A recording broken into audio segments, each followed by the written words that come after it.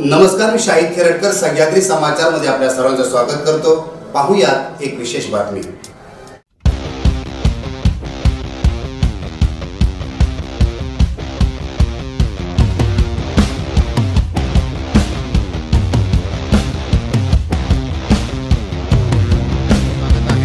तालुका cricket असोसिएशनच्या वतीनं गतवर्षी देखील लेदरबॉल क्रिकेट स्पर्धा झाली होती आणि यावर्षी देखील अत्यंत उत्साहामध्ये स्पर्धा संपन्न होत आहे। शेवटच्या टप्प्यातील स्पर्धा आहे।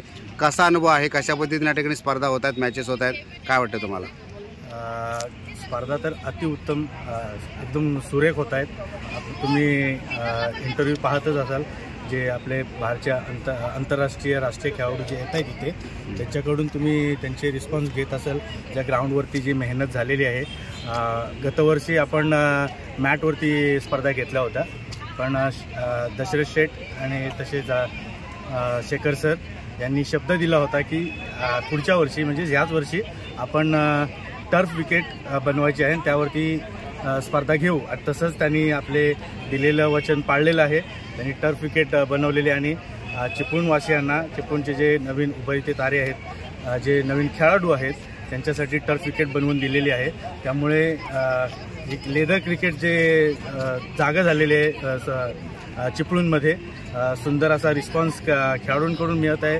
बाहेरच्या खेळाडू जे खेळायला येत आहेत, जे मोठमोठ्या लेवलचे खेळाडू आहेत, आपण पाहिलं प्रणव, ह्या आजचं जे क्रिकेट आपण पाहिलं की प्रणव जो त्याचा रेकॉर्ड आहे 1009 रनचा, तो सुद्धा इथे चिपळूणमध्ये खेळतोय, आज खेळला आणि त्याचा सुंदर असा रिस्पॉन्स विकेटबद्दल मिळालेला आहे। त्यानिमित्तानं तुम्ही इतर क्रिकेट शौकीनांना काय आवाहन कराल?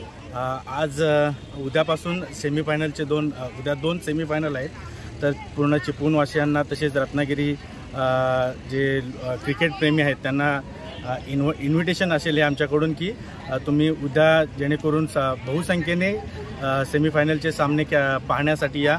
खूप सुंदर सामने होणार आहेत। रणजीपट्टू, रणजीचे खेळाडू जे रणजी खेळलेले आहेत ते सुद्धा खेळाडू आपल्या चिपळूणमध्ये उद्या दाखल होतील खेळण्यासाठी। तर खूप सुवर्ण संधी आहे, त्याचा संपूर्ण चिपळूणवासियांनी त्याचा लाभ घ्यायचा आहे।